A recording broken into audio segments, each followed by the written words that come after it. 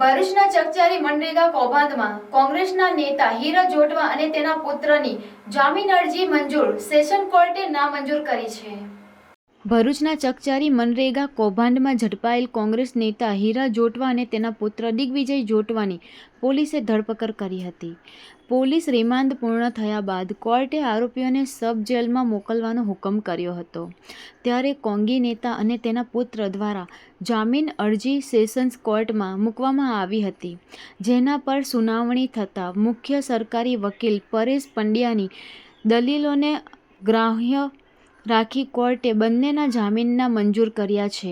આ અંગે મુખ્ય સરકારી વકીલ પરેશ પંડ્યાએ જણાવ્યું હતું કે હીરા જોટવા કૌભાંડમાં મુખ્ય સૂત્રધાર હોવા સાથે પુરાવાનો નાશ કરવા પ્રયત્ન કરાયો હોવાની દલીલ કરાઈ હતી. હીરા જોટવાએ ડમી એજન્સી બનાવી તમામ પૈસા પોતાના ખાતામાં ટ્રાન્સફર કર્યા હતા.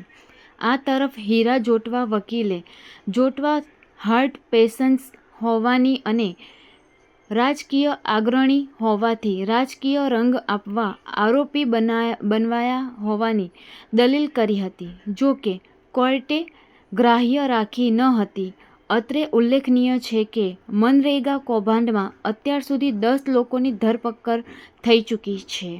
તેમની જામીન અરજી દરમિયાન એવી દલીલો કરવામાં આવેલી હતી કે તે અપક્ષ પાર્ટીના મોટા નેતા છે, સફળ રાજકારણી છે, એટલે પોલિટિકલ કલર આપવા માટે એમની ખોટી ધરપકડ કરવામાં આવેલી છે.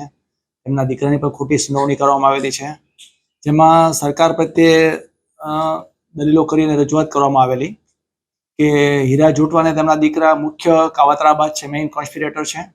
ઘણા બધા પુરાવા એવા મળી આવેલા છે કે જલારામ એજન્સી અને મુરલીધર એજન્સીના ડમી માણસો મારફતે કામગીરી કરતા હતા. ડાયરેક્ટ એમની સાથે બેંકના ટ્રાન્ઝેક્શનો છે. ઘણા બધા અમુક સરકારી કર્મચારીઓને એજન્સીના કોન્ટ્રાક્ટ બેઝે નોકરી કરતા હતા. એની સાથે પણ મોટી રકમની ચૂકવણી હીરાભાઈ જોટવા મારફતે કરવામાં આવેલી છે. વોટ્સઅપ કોલિંગ થતા હતા અને તમામ માહિતી એ લોકો મેળવતા હતા.